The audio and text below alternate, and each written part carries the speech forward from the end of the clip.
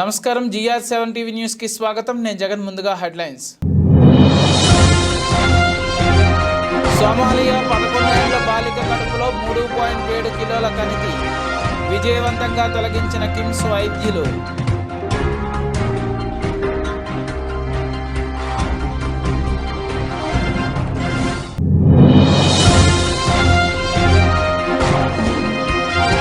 India కూటమికి మద్దతుపై Didi clarity ఇవ్వాలి తేల్చేసిన కాంగ్రెస్ నేత అదీర్.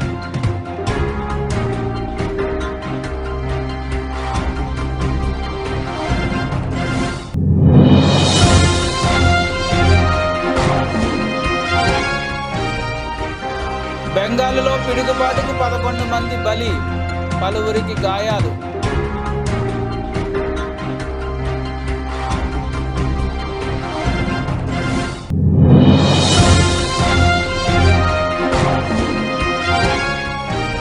ప్లే ఆఫ్స్ కు హైదరాబాద్, 4 గేమ్ల తర్వాత నాకౌట్ కు SRH.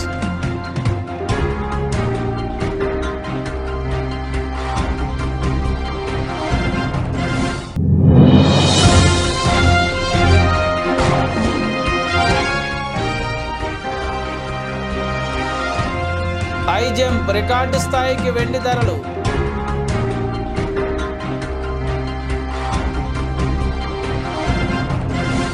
ఆఫ్రికాలోని సోమాలియా దేశానికి చెందిన ఒక 14 ఏళ్ల బాలిక కడుపులో ఏకంగా 3.7 కిలోల కణితి ఉంది. దాని కారణంగా ఆమె తీవ్రంగా బాధపడుతూ సొంత దేశంలో కొన్ని దవాఖానాలకు వెళ్ళినప్పటికీ ఆయా హాస్పిటల్ వైద్యులు సిటీ స్కాన్ లాంటి పరీక్షలు చేసి కణితి ఉందని గుర్తించారు. ఆ కణితి కుడివైపు మూత్రపిండానికి అతుక్కుని ఉంది. సికింద్రాబాద్లోని కిమ్స్ కాడల్స్ దవాఖానా వైద్యులు ఆమెకు శస్త్రచికిత్స చేసి విజయవంతంగా కణితిని తొలగించి ఊరట కల్పించారు. ఈ శస్త్రచికిత్స వివరాలు కిమ్స్ కాడల్స్ దవాఖానా chief consultant paediatric laparoscopic surgeon paediatric urology doctor M Yoga Nagendra మీడియాకు తెలిపారు. లోక్సభ ఎన్నికల తర్వాత కేంద్రంలో ఇండియా కూటమి అధికారంలోకి వస్తే బయట నుండి మద్దతు ఇస్తామన్న పశ్చిమ బెంగాల్ సీఎం మమతా బెనర్జీ వ్యాఖ్యలపై కాంగ్రెస్ పార్టీ సీనియర్ నేత అధీర్ రంజన్ చౌదరి రియాక్ట్ అయ్యారు. ఆమె వ్యాఖ్యలు నమ్మశక్యంగా లేవన్నారు. మమతా బెనర్జీ ఏనాడో కూటమిని వదిలేశారన్నారు. లోక్సభ ఎన్నికల్లో సీట్ల సర్దుబాటు విషయమే కాంగ్రెస్ పార్టీతో విభేదాలు పసుపు చూపడంతో ఇండియా కూటమికి మమతా బెనర్జీ దూరంగా ఉన్నారన్నారు. తాజాగా ఇండియా కూటమి అధికారంలోకి వస్తే బయట నుండి మద్దతు ఇస్తామన్న దీదీ వ్యాఖ్యలపై అధీర్ రంజన్ చౌదరి స్పందిస్తూ కేంద్రంలో అధికారంలో ఉన్న బీజేపీని గద్దె దింపడానికి విపక్ష ఇండియా కూటమి ముందుకు సాగుతుంది. కూటమి లోపల లేదా బయట ఉండి మమతా బెనర్జీ ఏం చేస్తారో తెలియదు. దీనిపై ఆమె క్లారిటీ ఇవ్వాలి. పూర్తిగా ఇండియా కూటమి మమతా బెనర్జీ విడిచిపెట్టి బీజేపీతో జట్టు కట్టేందుకు అవకాశాలు ఉన్నాయనడంలో సందేహం లేదు. సార్వత్రిక ఎన్నికల్లో కాంగ్రెస్ పార్టీ 40 స్థానాలు గెలుచుకోవడం కష్టమని బీజేపీ చెబుతోంది. మమతా బెనర్జీ మాత్రం ఇండియా కూటమి అధికారంలోకి రావడం గురించి మాట్లాడుతున్నారు. బీజేపీ ఓటమి ఖాయమని గ్రహించి ఆమె ఈ వ్యాఖ్యలు చేశారని అన్నారు. పశ్చిమ బెంగాల్లోని మాల్డా జిల్లాలో ఉరుములు మెరుపులతో కూడిన వర్షం బీభత్సం సృష్టించింది. పిడుగుపాటుకు 11 మంది మరణించారు. మరికొందరు తీవ్రంగా గాయపడ్డారు. గాయపడిన వారిని అధికారులు దవాఖానాకు తరలించారు. వారిలో కొందరు పరిస్థితి విషమంగా ఉందని చెప్పారు. బాధితులంతా పొలంలో పనిచేసుకుంటుండగా పిడుగుపడడంతో మరణించారని తెలిపారు. కాగా పిడుగుపాటుపై ముఖ్యమంత్రి మమతా బెనర్జీ స్పందించారు. మృతుల కుటుంబాలకు తీవ్ర సంతాపం తెలిపారు. ఒక్కొక్కరికి 2 లక్షల చొప్పున ఆర్థిక సహాయం ప్రకటించారు. గాయపడిన వారు త్వరగా కోరుకోవాలని ఆకాంక్షించారు. వారికి మెరుగైన వైద్య సదుపాయాలు కల్పించాలని అధికారులను ఆదేశించారు. తెలంగాణ రాష్ట్ర రైతాంగాన్ని మరోసారి మోసం చేసిన రాష్ట్ర ప్రభుత్వ రైతు వ్యతిరేక చర్యలకు నిరసనగా బీఆర్ఎస్ అధినేత కేసీఆర్ పిలుపు మేరకు మేడ్చల్ నియోజకవర్గం సామీర్పేట మండల కేంద్రంలో మేడ్చల్ నియోజకవర్గం బీఆర్ఎస్ నాయకులతో కలిసి నిరసన కార్యక్రమంలో పాల్గొనడం జరిగింది. రైతులంతా కూడా రోడ్ల మీదనే ఒడ్లుంటున్నాయి, ఒడ్లు కొంటలేరు.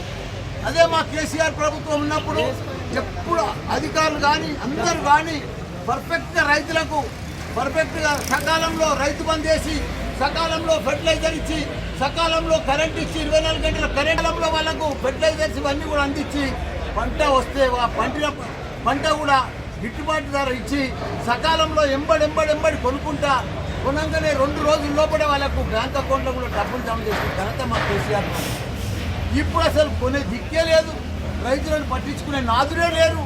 6 గ్యారెంటీలు అన్నారు, రైతులకు అన్ని అన్నారు. 15,000 రైతు బీమా రైతు భరోసా ఇస్తామన్నారు. ఆ రైతు భరోసా లేదు, ఫెర్టిలైజర్స్ లేవు, సాగు నీరు లేదు, కరెంటు సరిగా లేదు. పంట పండితే కూడా ఆ పంట పండిన దానికి కూడా గిట్టుబాటు ధర లేదు. మేము మొదలు ఒక మాట చెప్పినాము, మేము పండంగానే ప్రతి పంటకు ప్రతి క్వింటాల్కు 500 రూపాయలు బోనస్ గిఫ్ట్ ఇస్తున్నాం. ఇప్పుడేమో మేము సన్న బియ్యానికే ఇస్తాము, మేము దొడ్డు బియ్యానికి ఇవన్నీ మాయ మాటలు ఎందుకు, మోసపూరిత మాటలు ఎందుకు? ఏదైతే మాట ఇచ్చినో ఆ మాట ప్రకారం నడువుంది. రైతులను మోసం చేసిన ఎవరు బాగుపడలే. కేంద్రంలో కూడా కేంద్ర ప్రభుత్వం కూడా 13 నెలలు ధర్నా చేస్తే రైతులను వాళ్ళని 750 మందిని వాళ్ళు చంపేది. కాబట్టి ఈడ కూడా రైతులను 4 నెలలు అయింది నరలోకం చూపిస్తుంది, వాళ్ళు నరకం చూపిస్తున్నారు. రైతులకైతే నరకం చూపిస్తుంది కాంగ్రెస్ వచ్చిన వద్దుగా కరువు అయిపోయింది, నీళ్లు లేవు. మా కేసీఆర్ ఇది ఇప్పుడే ఉంటే, మా కేసీఆర్ గిట్ట ఇప్పుడు సీఎం ఉంటే 46,000 చెరువులు కలకలలాడుతుండే, 24 గంటల కరెంట్ ఉంటుండే. వీళ్ళు కాంగ్రెస్ వాళ్ళు వచ్చి వాళ్ళకి పరిపాలన తెలుస్తలేదు, వాళ్ళకి ఎట్లా ఏం చేయాలో అడ్మినిస్ట్రేషన్ తెలుస్తలేదు, వాళ్ళకు రైతులకు ఎట్లా నీళ్ళు ఇవ్వాలో తెలుస్తలేదు, ఎట్లా కరెంట్ ఇవ్వాలో తెలుస్తలేదు, ఎప్పుడు రైతు బంద్ చేయాలో తెలుస్తలేదు, వాళ్ళకు కాలాలు తెలుస్తలేవు, పంటలు తెలుస్తలేవు, పంటలు కొనుగోలు కూడా తెలుస్తలేదు వాళ్ళకి. వరంగల్, ఖమ్మం, నల్గొండ గ్రాడ్యుయేట్ ఎమ్మెల్సీ ఎన్నికల్లో బహుజన సమాజ్ పార్టీ బలపరిచిన అభ్యర్థి అశోక్ నేడు మహబూబాబాద్ జిల్లాలో ఎన్నికల ప్రచారంలో భాగంగా స్థానిక కోర్టు ముందుగల అంబేద్కర్ విగ్రహానికి పూలమాలలు వేసి నివాళులర్పించి అనంతరం భారీ అభిమానులతో కలిసి స్థానిక గ్రంథాలయంలో పట్టభద్రులను కలిసి ప్రచారం నిర్వహించారు.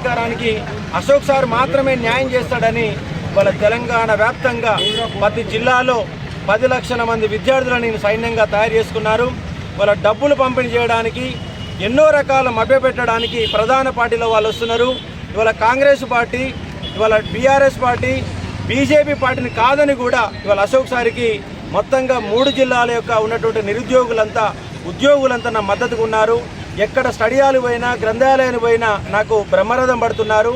కంపల్సరీ వాళ్ళ ఆకాంక్షలు కూడా నేను ఎక్కడ కూడా తగ్గకుండా, ఇంతకుముందైతే పదవి లేనప్పుడు ఏ విధంగా నిరుద్యోగుల కోసం అయితే కొట్లాడానో రేపు గెలిచినా కూడా వాళ్ళతోనే ఉంటా.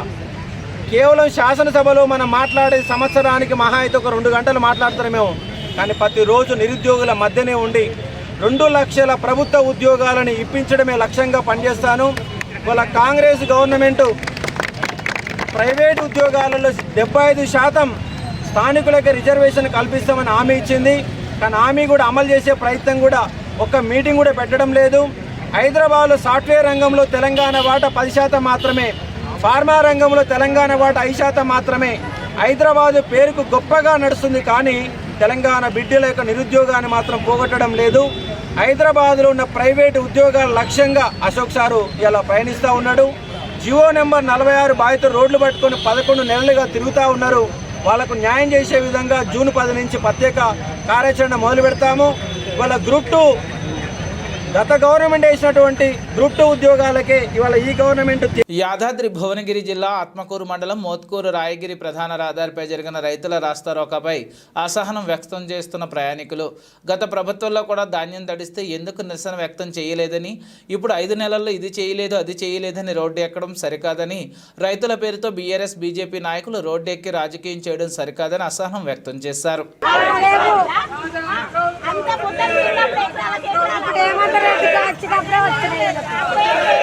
ఇప్పుడు 5 నెలలు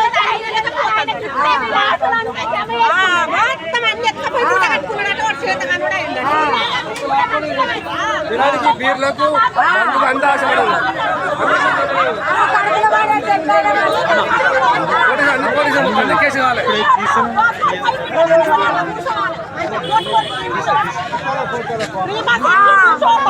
చెప్తారు చూడు.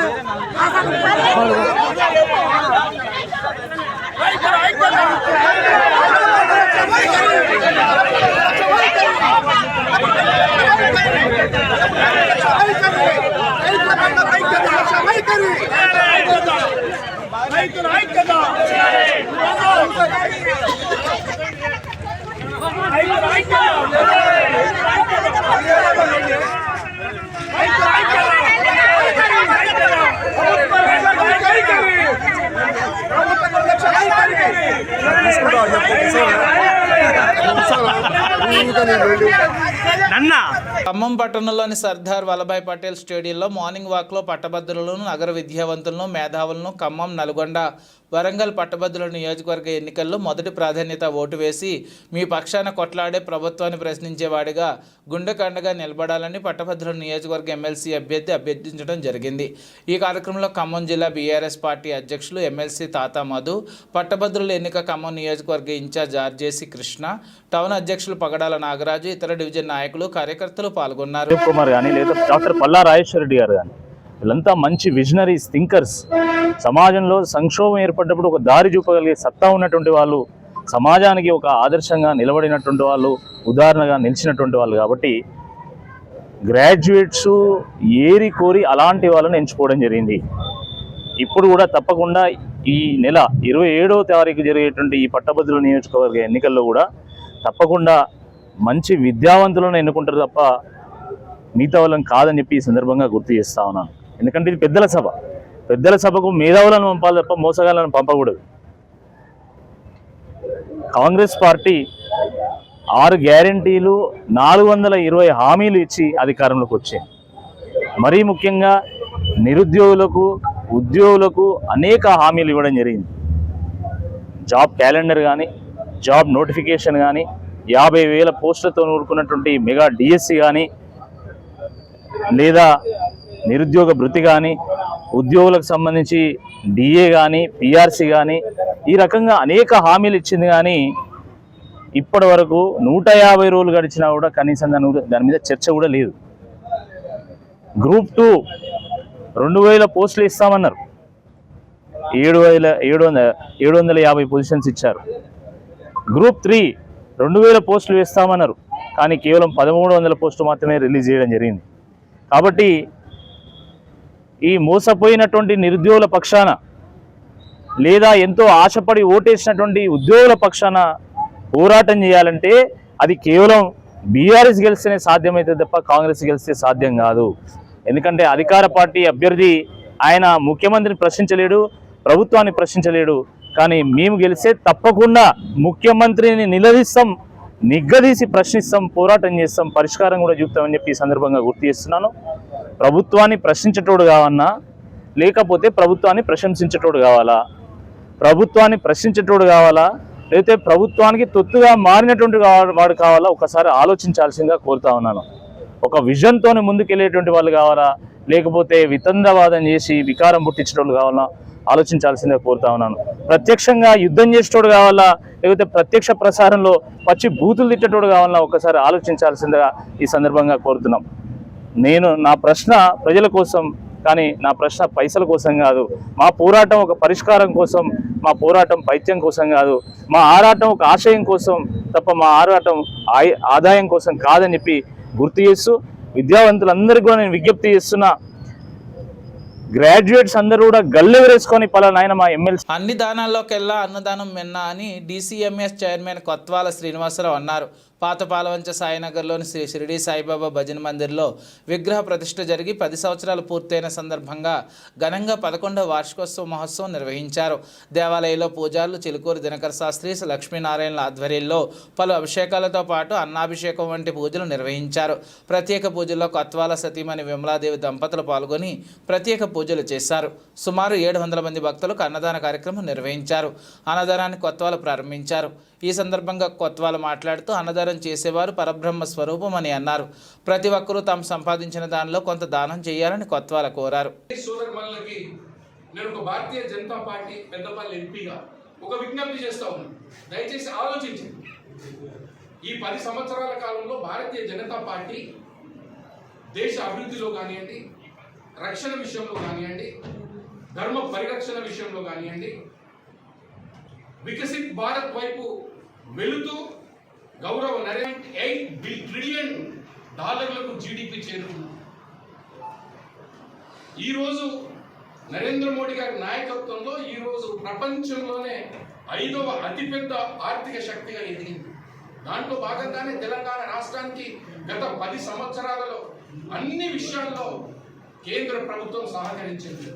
కాబట్టి ఇక్కడ తెలంగాణ రాష్ట్రంలో పట్టభద్రులకు న్యాయం జరగాలి అంటే, పట్టభద్రుల పక్షాన ఒక ప్రశ్నించే గొంతుగా ఉండాలంటే భారతీయ జనతా పార్టీ ప్రతిపాదించి బలపరుస్తున్నటువంటి ప్రేమేందర్ రెడ్డి గారిని మీరందరూ కూడా దీవించినట్లయితే రానున్నటువంటి కాలంలో ఖచ్చితంగా శాసన మండలిలో ప్రతి పట్టభద్రుల సమస్యలను పరిష్కరిస్తూ కేంద్ర ప్రభుత్వంతో సమన్వయం చేసుకొని నిధులను తీసుకొచ్చేసేసి ఈ 3 జిల్లాలను అభివృద్ధి చేస్తాడనేటటువంటి నమ్మకాన్ని మీరు పెట్టుకోండి. ఖచ్చితంగా భారతీయ జనతా పార్టీలో ఉన్నటువంటి 3 జిల్లాల్లో ఉన్నటువంటి పట్టభద్రులు ఒకసారి ఆలోచించండి. మిగతా పార్టీలు ప్రతిపాదిస్తున్నటువంటి అభ్యర్థుల యొక్క కమిట్మెంట్ ఏంటి, వాళ్ళ క్వాలిఫికేషన్ ఏంటి, వాళ్ళ క్యారెక్టర్ ఏంటి, వాళ్ళ క్వాలిటీ ఏంటో దయచేసి మీరు గమనించండి. కాబట్టి ఈరోజు భారతీయ జనతా పార్టీ ప్రతిపాదించినటువంటి ప్రేమేందర్ రెడ్డి గారికి మీరందరూ కూడా పట్టభద్రులందరూ ఒక అన్నలాగా తమ్ముళ్లాగా తోడై భారీ మెజారిటీతో రేపు 27వ తారీఖున జరిగేటటువంటి ఎన్నికల్లో మీరు దీవించాలని చెప్పేసి మీకు 2 చేతులు ఎత్తి నేను విజ్ఞప్తి చేస్తా ఉన్నాను. యువత మొత్తం మోదీ పాలన పట్ల ఆకర్షితులయ్యారు. పట్టభద్రులు కూడా మోదీ వైపే చూస్తున్నారు. నల్గొండ, ఖమ్మంలో కూడా భాజపా హవా సాగుతోంది. కాంగ్రెస్ ప్రభుత్వంపై అతి తక్కువ సమయంలోనే వ్యతిరేకత వచ్చింది. సాధ్యం కాని హామీలతో కాంగ్రెస్ అధికారంలోకి వచ్చింది. కాంగ్రెస్ పాలనలో రాష్ట్రంలో కరువు ఛాయలు అలుముకున్నాయి. కాంగ్రెస్ పాలనలో దందాలు, దౌర్జన్యాలు మినహా మరొకటి లేదని ఈటెల రాజేంద్ర అన్నారు. నాటి నుంచి ఈనాటి వరకు నమ్మిన సిద్ధాంతం కోసం, నమ్ముకున్న జెండా కోసం, నమ్ముకున్న ప్రజల కోసం నిరంతరంగా పార్టీలో కావచ్చు, ప్రజలకు నాయకత్వం వహించే విషయంలో కావచ్చు, దాదాపు 40 ఏళ్ళు గడిచిపోవచ్చు. భారతీయ జనతా పార్టీ కేంద్ర నాయకత్వం 40 ఏళ్ళ త్యాగానికి, 40 ఏళ్ళ కమిట్మెంట్కి ఎన్ని ఒడిదుడుకులు వచ్చినా, 8 రకాల అవమానకరమైన సంఘటనలు వచ్చినప్పుడు కూడా విడవకుండా, జరగకుండా ఇవాళ పార్టీ కోసం పనిచేసే బిడ్డ అని చెప్పి వారికి ఈరోజు ఈ పట్టభద్ర నియోజకవర్గానికి అభ్యర్థి నిలబెట్టడం మా అందరి గర్వకారణంగా మేము భావిస్తాం.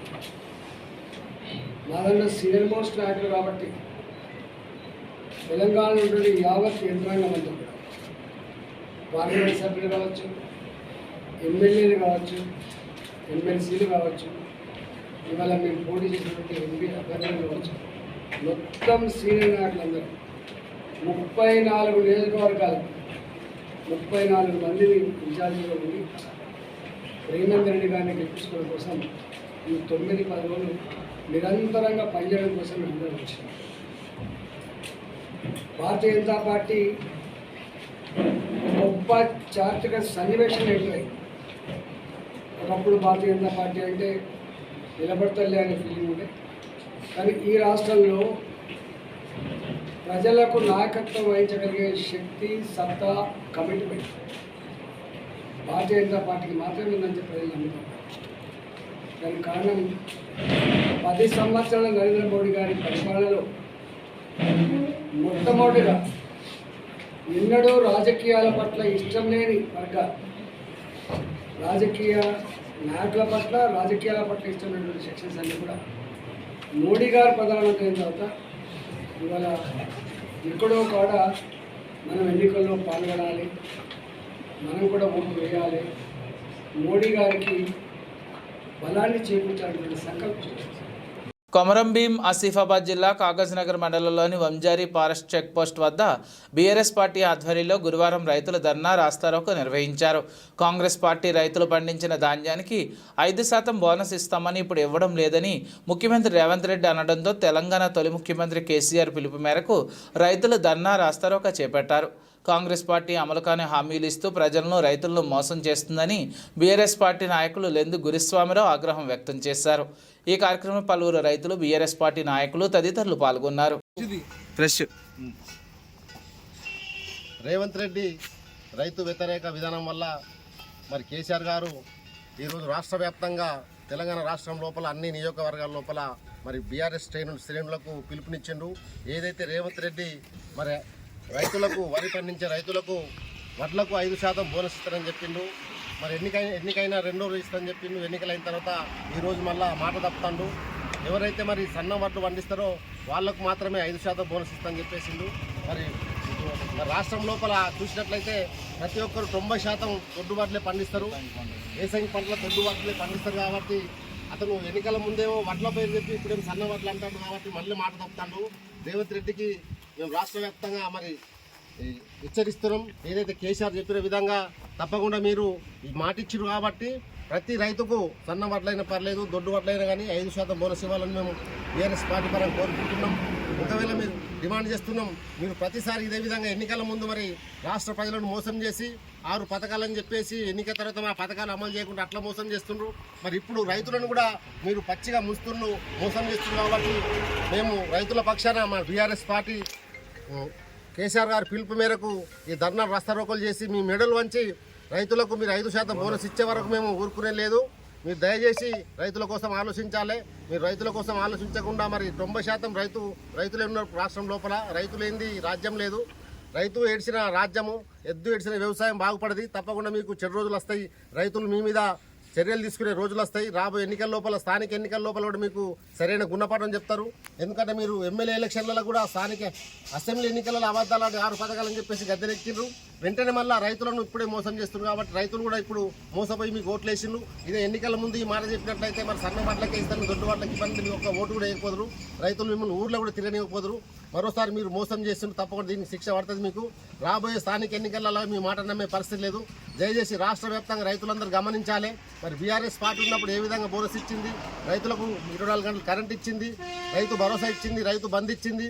ఈ రేవంత్ రెడ్డి వచ్చిన తర్వాత మరి రైతులు గోస పడతాండ్రు. అన్ని పథకాలన్నీ ఆపేసి పచ్చి మోసం చేస్తుంది కాబట్టి రైతు సమాజం గమనించాలి, గుర్తించాలి. తెలంగాణ వ్యాప్తంగా తప్పకుండా బీఆర్ఎస్ పార్టీ మీరందరూ అండదండలు ఉండాలి. రాబోయే కాలం లోపల రైతుల పక్షాన బీఆర్ఎస్ పార్టీ పోరాడుతుంది.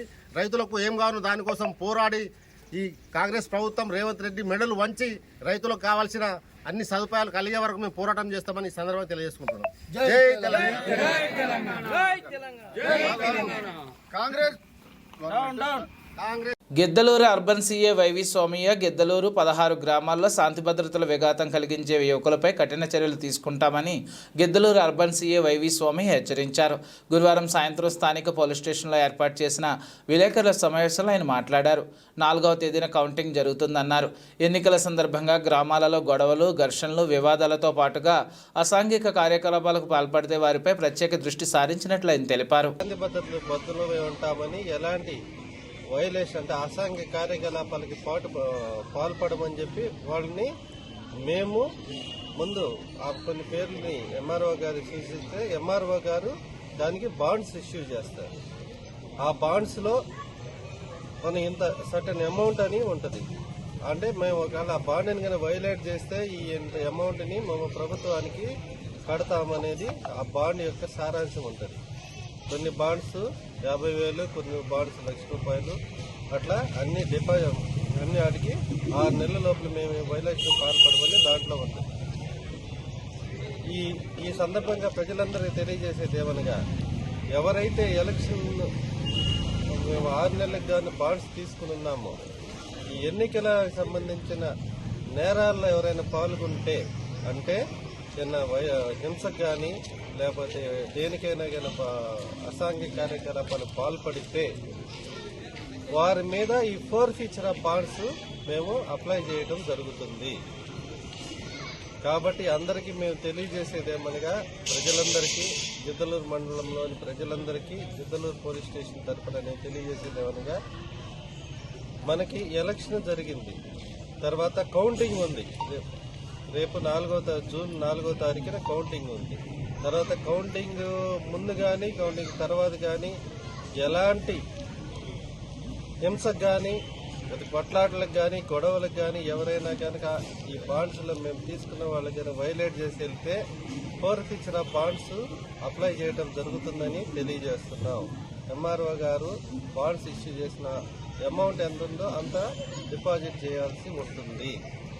అలాగే మళ్ళీ హింసకు కానీ పాల్పడిన వాళ్ళ మీద ఎలక్షన్ సంబంధించిన కేసులు కూడా నమోదు చేయడం జరుగుతుంది.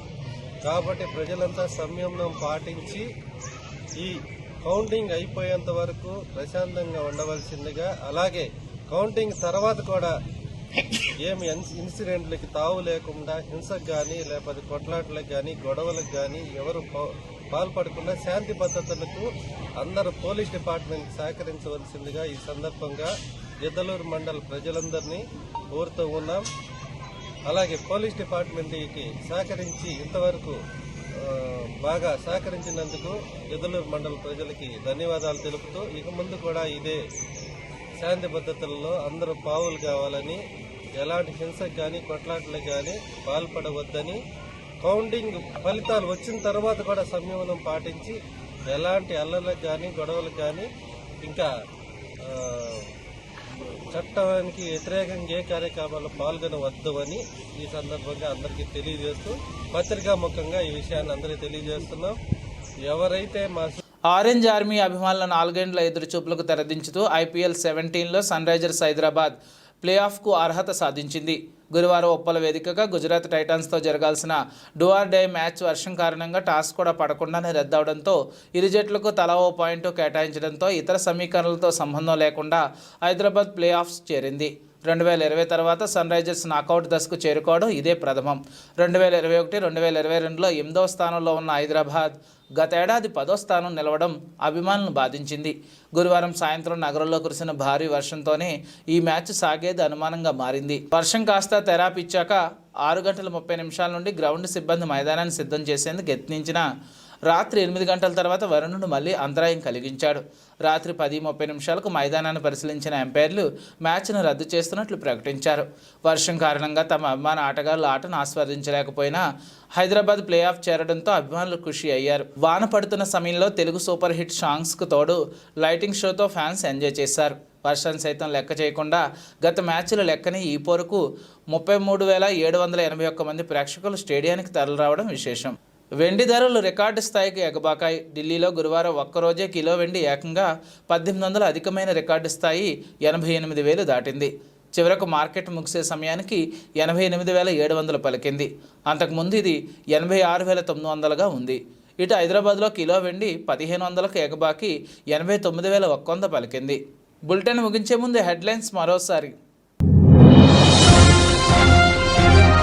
సోమాలియా 11 ఏళ్ల బాలిక కడుపులో 3.7 కిలోల కణితి విజయవంతంగా తొలగించిన కిమ్స్ వైద్యులు.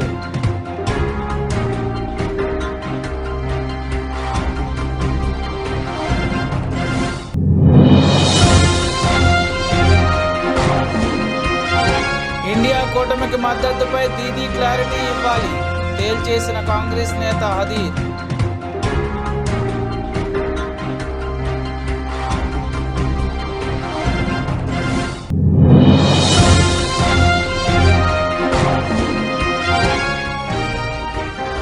బెంగాల్లో పిడుగుపాటుకు 11 మంది బలి, పలువురికి గాయాలు.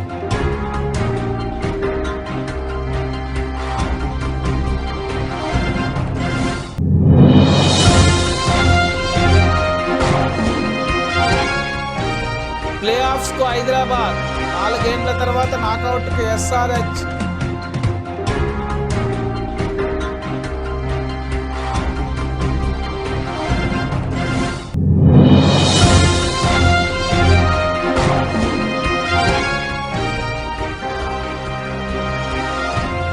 హై జంప్ రికార్డు స్థాయికి వెండి ధరలు.